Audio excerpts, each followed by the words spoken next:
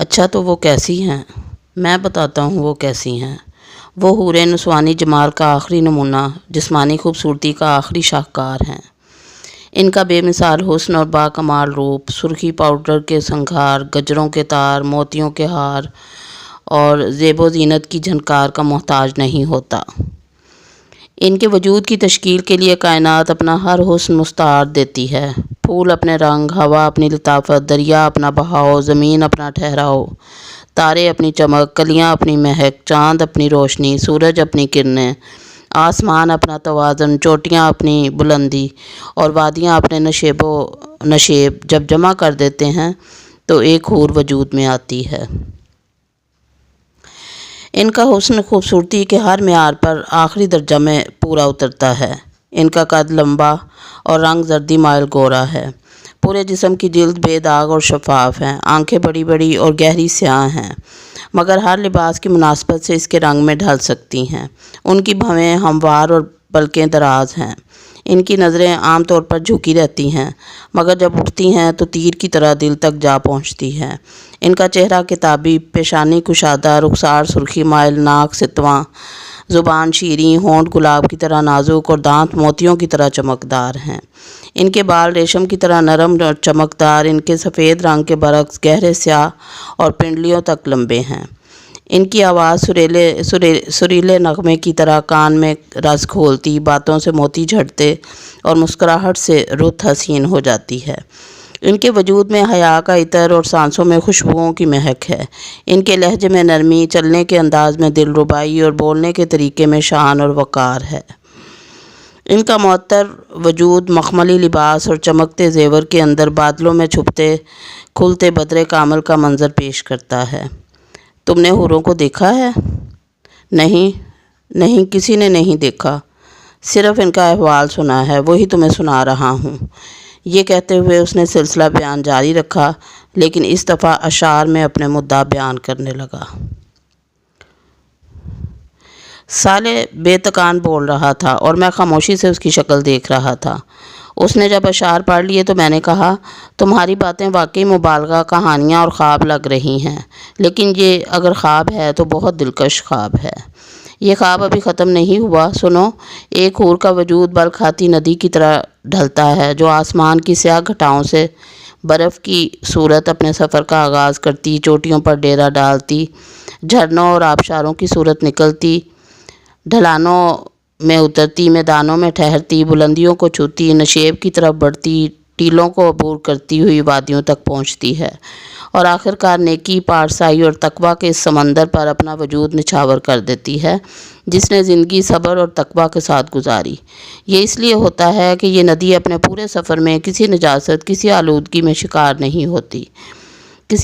کا شکار نہیں ہوتی، ہر نامحرم نگاہ کو اپنی دید اور لمس سے دور رکھتی ہے۔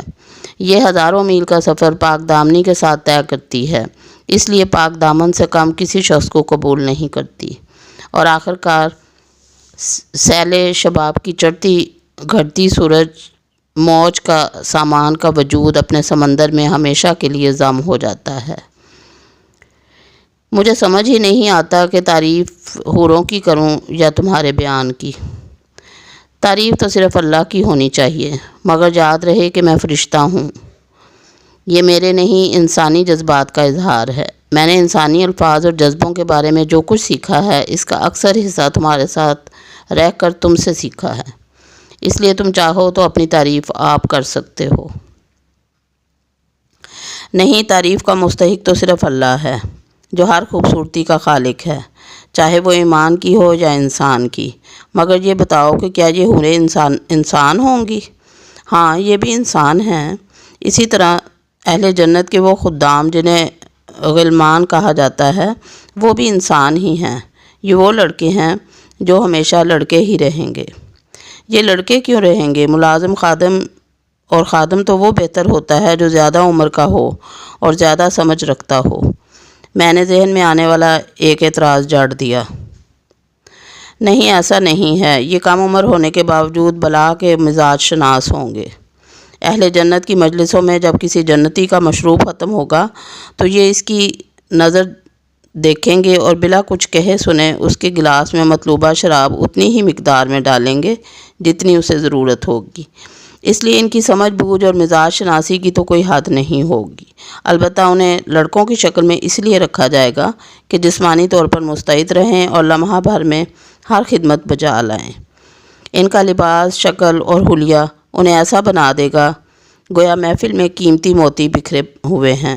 ان کے ابدی طور پر کم عمر لڑکے بنائے جانے کی دوسری وجہ یہ ہے کہ ان کو کبھی ازدواجی تعلق کی ضرورت نہ ہو، جبکہ حوریں مکمل شباب کی عمر کو پہنچی ہوئی لڑکیاں ہوں گی اور اہل جنت کی بیویاں ہوں گی۔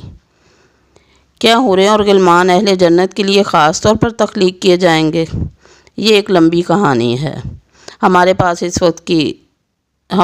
وقت کی کون سی کمی ہے، یہ لمبی کہانی بھی سناتے جاؤ۔ سنو، آج کا دن انسانوں کا پہلا محشر نہیں ہے۔ کیا مطلب؟ کیا قیامت پہلے بھی آ چکی ہے؟ قیامت تو پہلے نہیں آئی، البتہ اول تا آخر سارے انسان ایک دفعہ پہلے بھی پیدا کیے جا چکے ہیں۔ تمہارا اشارہ عہد الست کی طرف ہے۔ ہاں، مگر اس سے قبل اللہ تعالیٰ نے تمام مخلوقات کے سامنے یہ موقع رکھا تھا کہ وہ جنت میں اللہ تعالیٰ کی ابدی رفاقت کا شرف حاصل کر لیں، لیکن اس کے لیے انہیں دنیا میں کچھ وقت ایسے گزارنا ہوگا کہ اللہ ان کے سامنے نہیں ہوگا، صرف اس کے احکام ان کے سامنے آئیں گے اور انہیں بن دیکھے رب کی عبادت اور اطاعت کا راستہ اختیار کرنا ہوگا۔ زمین کی بادشاہی عارضی طور پر امانتاً اس مخلوق کو دے دی جائے گی، اور اپنی بادشاہی کے زمانے میں اس مخلوق کو اپنے بارے میں یہ ثابت کرنا ہوگا کہ وہ صاحب اختیار بادشاہ ہونے کے باوجود بن دیکھے خدا کی اطاعت کے لیے تیار ہے۔ جس کسی نے اقتدار اور اختیار کی اس امانت کا درست استعمال کیا، اس کا بدلہ جنت میں اللہ کی ابدی رفاقت ہوگی اور ناکامی کی صورت میں جہنم کا عذاب۔ تو پھر کیا ہوا؟ یہ ہوا کہ ساری مخلوقات ڈر کے پیچھے ہٹ گئیں، اس لیے کہ جنت جتنی حسین ہے، جہنم اتنی ہی بھیانک جگہ ہے۔ حشر کی سختی کو تو ابھی تم نے اپنی آنکھوں سے دیکھا ہے۔ اس کے بعد کون عقل مند اس امتحان میں کودنے کی کوشش کرتا ہے؟ اور غالباً ہم جذباتی انسان اس امتحان میں کود پڑے۔ میں نے لقمہ دیا۔ ہاں، یہی ہوا تھا، لیکن خدائی امانت اٹھانے کا یہ عزم روح انسانی نے اجتماعی طور پر کیا تھا۔ اس لیے اللہ کے عدل کا تقاضا یہ تھا کہ ہر انسان کو پیدا کر کے براہ راست اس سے یہ معلوم کیا جائے کہ وہ کس حد تک اس امتحان میں اترنے کے لیے تیار ہے۔ عبداللہ، یہ اس لیے ہوا کہ تمہارا رب کسی پر رائی کے دانے کے برابر بھی ظلم نہیں کرتا۔ سو اس نے سب انسانوں کو پیدا کیا، سب کے سامنے اپنے پورے منصوبے کو رکھا۔ ظاہر ہے کہ انسانوں کی اکثریت پہلے ہی سے اس مقصد کے لیے تیار تھی، اس لیے وہ پورے شعور کے ساتھ اس امتحان میں کودنے کے لیے تیار ہو گئے۔ البتہ جن لوگوں نے یہ خطرہ مول لینے سے انکار کر دیا، ان سب کے بارے میں یہ فیصلہ ہوا کہ انہیں سن بلوغت تک پہنچنے سے قبل ہی مر جانے والے بچوں اور بچیوں کا کردار سونپ دیا جائے۔ یہی بچیاں اور بچے جنت کی بستی میں حور و غلمان بنا دیے جائیں گے، اور باقی لوگ اس کڑے امتحان میں اترنے کے لیے تیار ہو گئے۔ ہاں، مگر اس میں بھی اللہ کی کریم ہستی نے کمال عنایت کا مظاہرہ کیا تھا۔ تم جانتے ہو کہ دنیا میں سب کا امتحان یکساں نہیں ہوتا۔ یہ امتحان بھی اس روز ہر شخص نے اپنی مرضی سے چن لیا تھا۔ جو بہت زیادہ حوصلہ مند لوگ تھے، انہوں نے نبیوں کا زمانہ چن لیا۔ ان لوگوں کا امتحان یہ تھا کہ ہر سو پھیلی گمراہی کے دور میں انبیاء علیہم السلام کی تصدیق کر کے ان کا ساتھ دیں۔ ان کی کامیابی کے لیے اصل شرط یہ تھی کہ بدترین مخالفت میں بھی ثابت قدم رہیں، اس راہ میں ہر مشکل کو برداشت کریں اور انبیاء علیہم السلام کا پیغام آگے پہنچائیں۔ اس لیے ان کا اجر بھی بڑا رکھا گیا، مگر انہیں انبیاء علیہم السلام کی براہ راست رہنمائی کی سہولت کی بنا پر کفر و انکار کی صورت میں عذاب بھی اتنا ہی شدید ہوتا۔ انہی لوگوں میں ایک طرف ابو بکر رضی اللہ تعالیٰ عنہ جیسے لوگ تھے اور دوسری طرف ابو لہب جیسے دشمنان حق۔ آزمائش کی دوسری سطح وہ تھی جس میں لوگوں نے امت مسلمہ اور نبیوں کے بعد ان کی امت میں شامل ہونے کا پرچہ امتحان چنا۔ ان لوگوں کا امتحان یہ تھا کہ بعد کے زمانے میں پیدا ہونے والی گمراہیوں، فرقہ واریت، بدعت، غفلت سے بچ کر شریعت کے تقاضوں کو ہر حال میں نبھاتے رہیں اور معاشرے کے خیر و شر سے لا تعلق ہونے کی بجائے لوگوں میں نیکی کو پھیلائیں اور انہیں برائی سے روکیں۔ یہ ذمہ داریاں اس لیے ان پر عائد کی گئیں کہ ان کے پاس انبیاء علیہ السلام کی تعلیمات تھیں اور وہ پیدائشی مسلمان تھے جنہیں قبول اسلام کے لیے کسی کڑی آزمائش سے نہیں گزرنا پڑا۔ اس کا مطلب یہ تھا کہ عام انسانوں کے مقابلے میں ان کی رہنمائی زیادہ کی گئی، انہیں زیادہ اجر کمانے کے مواقع دیے گئے، لیکن غفلت کی صورت میں ان کا حساب کتاب اتنا ہی سخت ہونا طے پایا۔ میرا اور دیگر مسلمانوں کا تعلق اسی گروہ سے تھا نا؟ ہاں، تم ٹھیک سمجھے۔ تیسرا گروہ ان لوگوں کا تھا جنہوں نے اپنا پرچہ امتحان بہت سادہ رکھا۔ یہ سارے لوگ نبیوں کی براہ راست رہنمائی کے بغیر پیدا کیے گئے، اور ان کا پرچہ امتحان فطرت میں موجود ربانی ہدایت تھی، یعنی توحید اور اخلاق کا امتحان۔ انہیں عام مسلمانوں کی طرح نہ شریعت کے امتحان میں ڈالا گیا، نہ نبیوں کے رفاقت کے کڑے امتحان میں۔ ظاہر ہے کہ ان کا حساب کتاب سب سے ہلکا ہوگا، ان کے لیے شدید عذاب کا اندیشہ بھی کم ہے، اور اجر کے مواقع بھی اسی تناسب سے کم ہیں۔ اور انبیاء علیہ السلام کا معاملہ کیا تھا؟ انہوں نے امتحان کا سب سے سخت پرچہ چنا، اس لیے ان کی رہنمائی براہ راست اللہ تعالیٰ کی طرف سے کی گئی، اور اسی لیے ان کے احتساب کا معیار بھی سب سے زیادہ سخت تھا۔ تمہیں تو معلوم ہے کہ حضرت یونس علیہ السلام کے ساتھ کیا ہوا۔ انہوں نے کوئی گناہ نہیں کیا تھا، صرف ایک اجتہاد کیا تھا، لیکن دیکھو اللہ تعالیٰ نے انہیں کس طرح مچھلی کے پیٹ میں بند کر دیا۔ پھر اس نے اس طویل گفتگو کا خلاصہ کرتے ہوئے کہا، اصل اصول جو تمام اقسام کے گروہ میں کام کر رہا ہے وہ ایک ہی ہے: زیادہ رہنمائی، زیادہ سخت حساب کتاب، زیادہ بڑی سزا اور جزا۔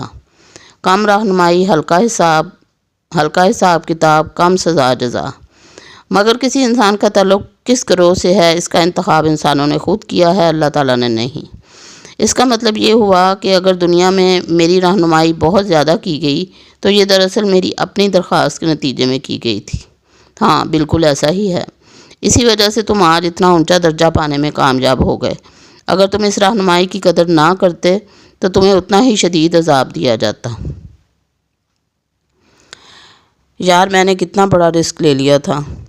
یہی تمہاری دنیا کا اصول تھا، نو رسک نو گین۔ مجھے اس لمحے میں احساس ہوا کہ میں نے کیا پا لیا ہے اور کس خطرے سے نکل گیا ہوں۔ میں بے اختیار سجدے میں گر گیا۔ دیر تک میں اپنے رب کا شکر ادا کرتا رہا جس نے مجھے اس عظیم امتحان میں سرخرو کر دیا تھا۔ اتنے میں صالح نے میری پیٹھ تھپکتے ہوئے مجھ سے کہا، عبداللہ اٹھو۔ میں اٹھ کر کھڑا ہوا اور صالح کو دونوں ہاتھوں سے پکڑ کر بولا، صالح اب میں کبھی نہیں مروں گا۔ میری زندگی میں کبھی کوئی بیماری، بڑھاپا، خوف، غم، حزن، اداسی اور مایوسی نہیں آئے گی۔ میرا دل چاہ رہا ہے کہ میں اچھلوں، کودوں، ناچوں، کہکے لگاؤں، پوری دنیا کو چیخ چیخ کر بتاؤں کہ لوگوں میں کامیاب ہو گیا۔ آج سے میری بادشاہت شروع ہوتی ہے، آج سے میری زندگی شروع ہوتی ہے۔ صالح خاموشی سے مسکراتے ہوئے مجھے دیکھتا رہا اور میرے خاموش ہونے پر وہ بولا، زندگی تو شروع ہوگی، ابھی تو ہمیں واپس حشر میں لوٹنا ہے، بہت سے احوال دیکھنے ہیں۔ اللہ نے تمہیں بڑا غیر معمولی موقع دیا ہے، آؤ میدان حشر میں چلتے ہیں۔ اللہ حافظ۔